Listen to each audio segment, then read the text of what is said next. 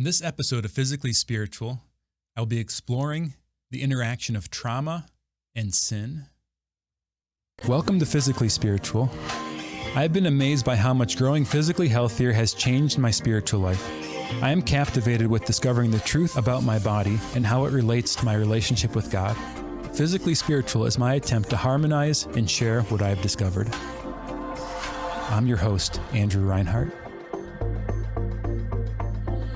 In the last episode of Physically Spiritual, we explored the interaction between fear and freedom, how the shifts in our nervous system between states of being safe and feeling endangered or in a life threat situation affects our senses and then also affects our capacity to make moral choices. We left with this quote on the Catechism of the Catholic Church, paragraph 1735. It says, imputability and responsibility for an action can be diminished or even nullified by ignorance, inadvertence, duress, fear, habit, inordinate attachments, or other psychological or social factors. That word imputability means responsibility. It means how guilty you can be held for that action, how much it is your fault. So what the Catechism is saying is, because of fear or duress or psychological reasons, we might do something that's wrong, but not actually bear guilt for it or responsibility for it because of how we're affected by that fear. Well, this week I want to fold in a whole nother dynamic, the understanding of trauma that we've come to by modern science. Trauma it's an interesting field and it's an ever-developing field. And I've learned a lot over the years, and I'm going to quote a lot today from the work of Dr. Bessel van der Kolk in his very seminal work called The Body Keeps the Score. So we might categorize trauma in three different categories. There's three kinds of traumatic events we might experience. The first are shock traumas. A shock trauma is something like a car accident or a natural disaster, an assault. It's something that happens, but it's a limited period of time. And even though it might be really severe, it's there and then it's not. The second kind of trauma is a developmental or a relational trauma. This kind of trauma might be things like abuse, neglect, or feeling a lack of safety in your primary relationships, like a child not feeling safe around their parents. The third kind of trauma comes from your experiences. Things like having toxic chronic stress in your life, every day just being overwhelmed and overcome by stress. It could also come from a surgery. The surgery is very confusing for the human body because you're simultaneously being cut open, so your body perceives life threat, and on the other hand, you're strapped down or you're made unconscious. So you're simultaneously then restrained, right? So your body obviously wants to get away, but can't. So it sends it all the way down the ladder into a state of being shut down, of playing dead. And oftentimes people can have difficulty coming back out of that after the surgery. And it can also be environmental exposures. Things like poverty and racism and other chronic issues in people's lives can cause a traumatic event. But the formation of trauma isn't just the event the person experiences, but it's the ongoing relationship they have with the event. It's the agency they experience in the event and afterwards. It's the resolution, the reconnection maybe with loved ones. So multiple people might go through the same experience. Some will form an ongoing and lasting trauma that will affect their lives, and others may have very little long-term effects and not actually form a trauma from that. So the trauma itself, although we identify these events as traumatic things, the trauma we carry with us is our ongoing relationship to that thing and how it's affected us. So as we keep going in this episode, I want to invite you all to support Physically Spiritual and become a member of the Totus Tuus community. Totus Tuus is the patron community of Physically Spiritual, and your monthly donation will go to offset all the expenses associated with producing and publishing this show. Go to physicallyspiritual.com to find the perks at all the different giving levels and to become a part of making this all happen. If you want to get access to your perks, if you're a member of the community, want to have a great experience watching or listening to the show, or have a great alternative social media network to be a part of, consider getting the Awaken app. Go to theawakenapp.io or search for the Awaken app on the Google Play Store or the Apple App Store to get the Awaken app. So in the introduction to his work, Dr. van der Kolk says this: research from new disciplines has revealed that trauma produces actual physiological changes, including a recalibration of the brain's alarm system, an increase in stress hormone activity, and alterations in the system that filters relevant information from irrelevant. We now know that trauma compromises the brain area that communicates the physical, embodied feeling of being alive. These changes explain why traumatized individuals become hypervigilant to threat at the expense of spontaneously engaging in their day-to-day lives. They also help us understand why traumatized people so often keep repeating the same problems and have such trouble learning from experience. We now know that their behavior are not the result of moral failings or signs of a lack of willpower or bad character. They are caused by actual changes in the brain. Right, there's a lot in that paragraph. One, a great summary of the way that trauma actually changes our body, changes the physiology of our brain and the rest of our body, the way we react, the way we experience the world around us. And I'm going to put a bookmark in that because a lot of the rest of the episode is going to go through some of the details of that science. But then going on to the end, it's a common experience or people who have significant traumas to actually relive or repeat or reenact their trauma, because the brain has a difficult time remembering accurately. The body remembers by acting it out again. So oftentimes, people who have been traumatized are doing things in a sense out of their control. It's affected their free will. It's affected their capacity to choose. Right? So Dr. van der Kolk points out that it's not because of a lack of willpower or a moral failing, but it's because there's actual changes in their brain. So I want to explore this from a Catholic perspective. How do we, one, reconcile this finding with the teachings of our faith? And two, what can our faith come in to teach us about how to overcome these challenges in our lives too? So there's basically three different general approaches to how to work on trauma, to how to overcome trauma. The first is a talk-down approach. This is sometimes called the talking cure or talk therapy, cognitive behavioral therapy. It's reconnecting with another person and then coming to a new understanding or belief around the situation. There's also different medicines or technologies that you can try. And these medications change the way the body organizes information, changes the way the brain functions, or different chemicals that the body is releasing. And there's also a bottom-up approach, a physical approach. This is allowing the body to have experiences that contradict the trauma. This is really interesting. There were experiments done on dogs in the 20th century, and I'm not at all a proponent of experimenting on animals, but what they did was they gave these animals electric shock repetitively, and then they would open their cages and then shock them again. And what they did is they caused a trauma in these animals in such a way that even when they opened the cages, they wouldn't try to escape anymore because they were so fearful of getting shocked again. As I say it, it's like it's terrible. Like, I hate that I'm even like quoting this information because of how terrible it is.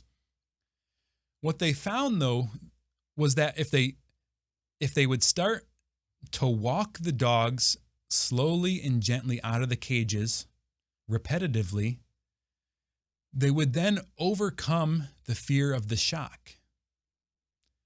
So even though they had been traumatized and then wouldn't leave the cage, so it had then affected their behavior even when they weren't being shocked anymore, that by retraining their bodies, they were able to overcome the trauma. They were able to rearrange the way that they would react to the situation.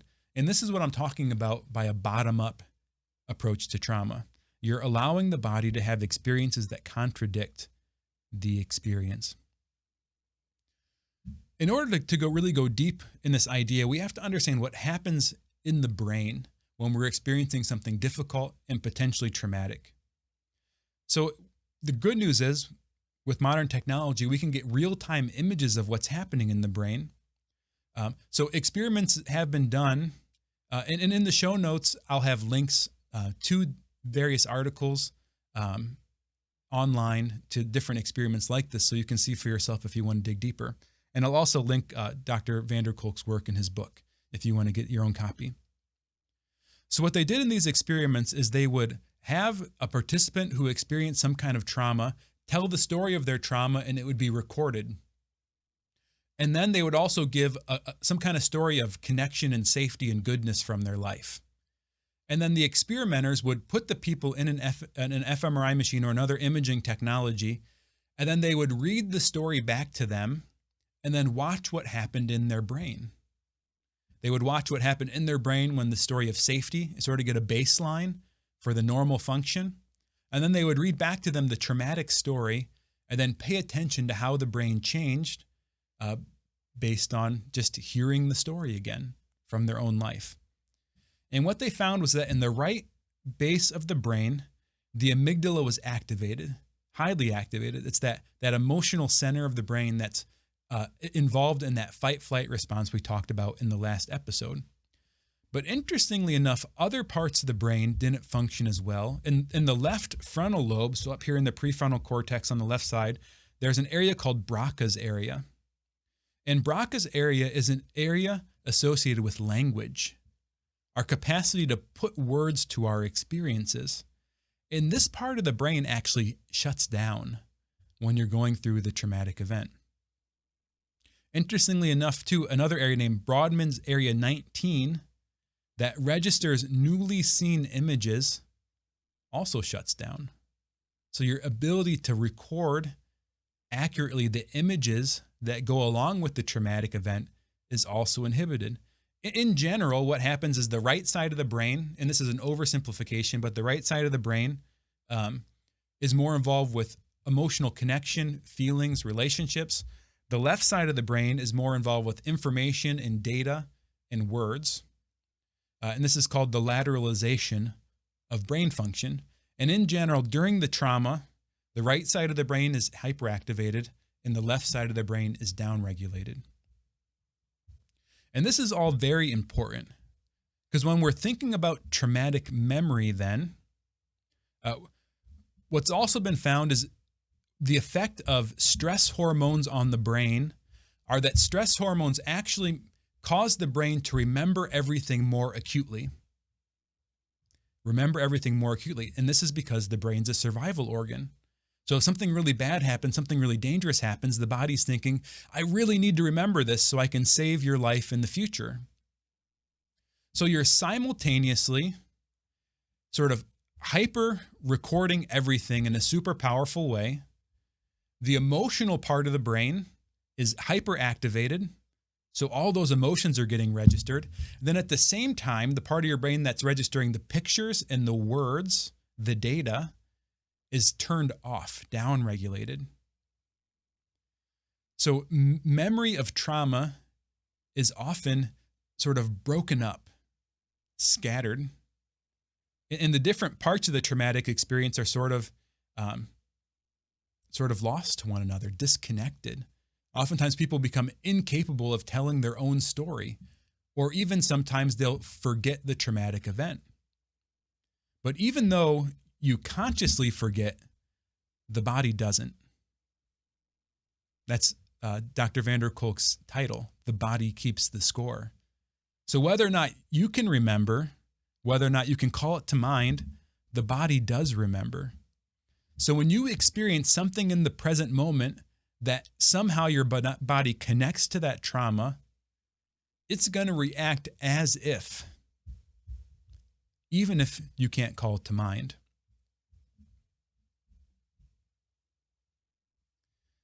All right, let's go a little bit deeper on this idea of memory.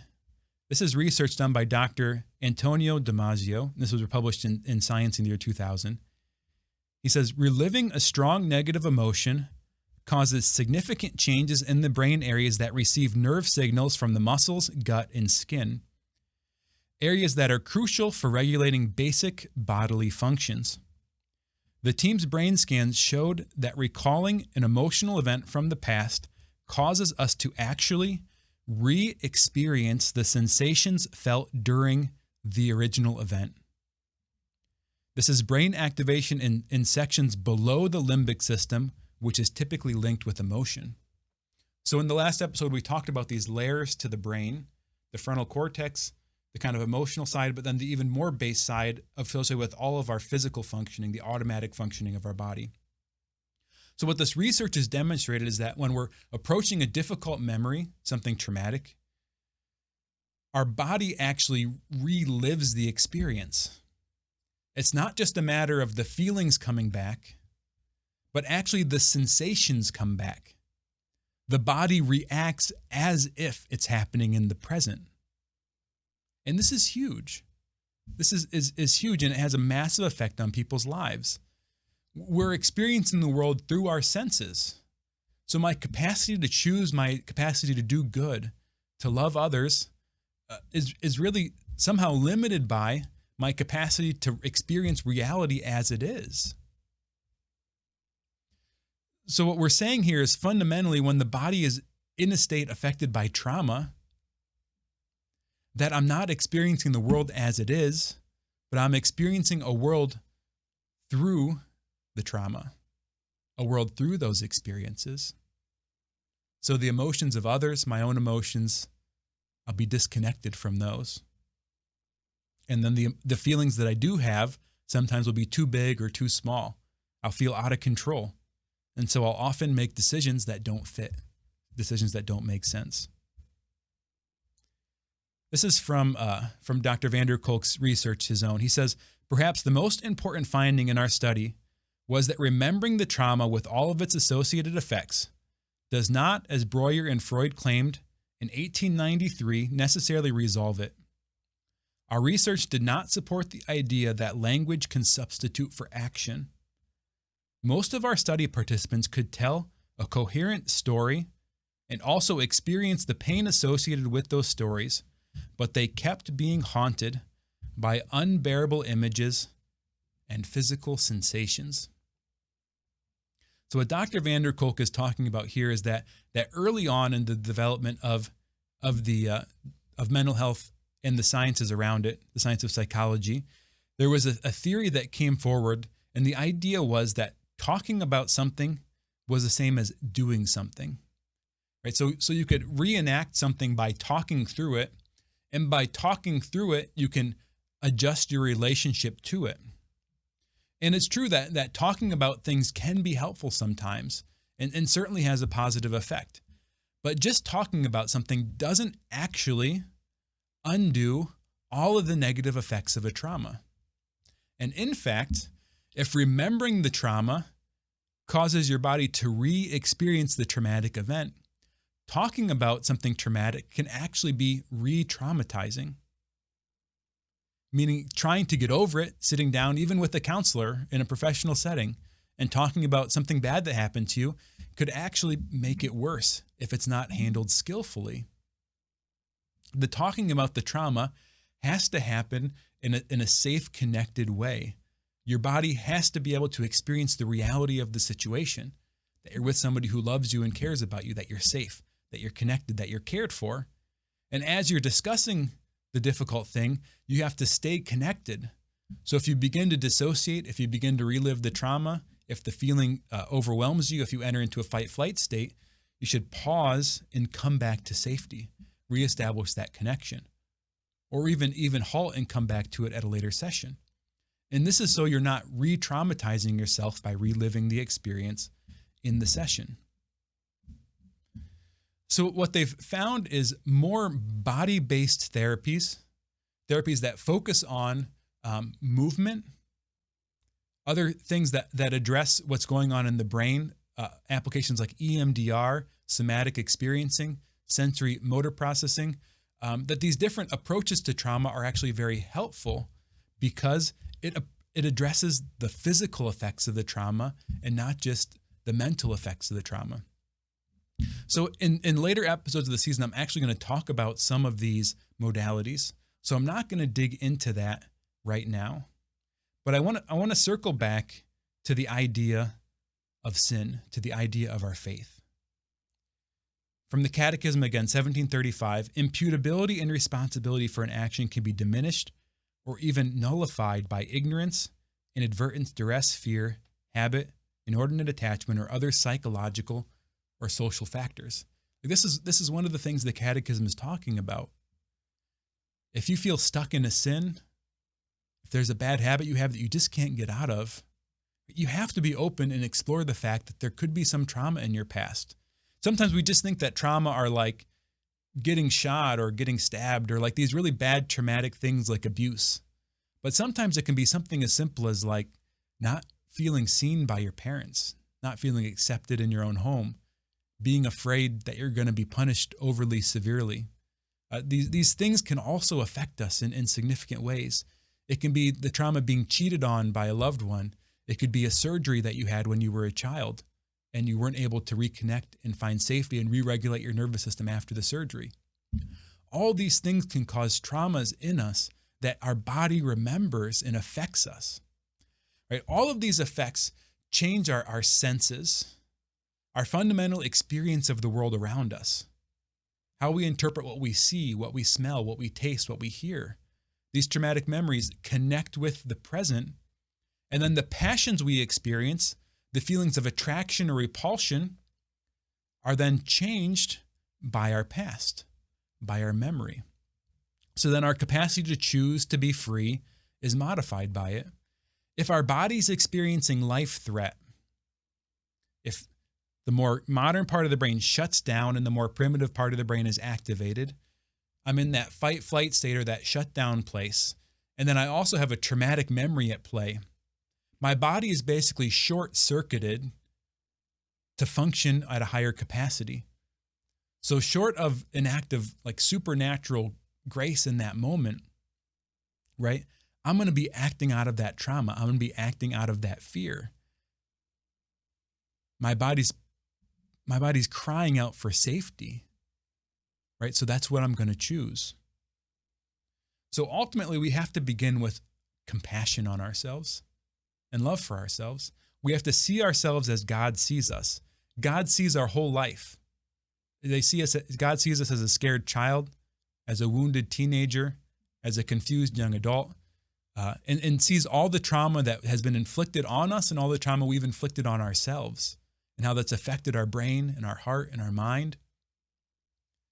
So God has that kind of love for us, so we need to have that kind of love for ourselves. So we need to react to ourselves with compassion.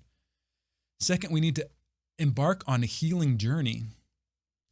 Getting over these sins, these bad habits, isn't just a matter of trying harder, of selling your will better, or even learning a bunch of new information, right? Because in the midst of that trauma, that whole part of your brain basically is disconnected. It isn't going to help. That's not going to fix it. We need to experience safety. We need our body to experience love. Part of that is spiritually experiencing God's presence, experiencing God's gaze upon us, God's love for us. Part of it's also experiencing others' loves, safety in their arms, safety in the conversation. Part of it is also going to probably be experiencing love with a mental health professional, with a counselor, someone who's skillful, who can help you to notice the sensations in your body and regulate your nervous system and connect with you and give you the time and attention and compassion to dig through all of this mess, all this difficulty. And then finally, we need God's healing in all of this. We need His grace. God is our healer. In the Old Testament, God proclaims, "I, the Lord, am your healer." And so we need the grace of the sacraments.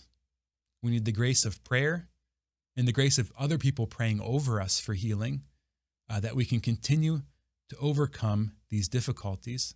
In the end, the body keeps the score, and the traumatic events of our lives change the way we perceive the world. But God has come to heal us, to reform our hearts and minds, to heal our bodies, so that we can experience Him and we can experience one another in truth. Thanks for listening to this episode of Physically Spiritual. I hope you stick with us in Season 3 as we explore how to overcome habitual sin and mental health from a Catholic perspective.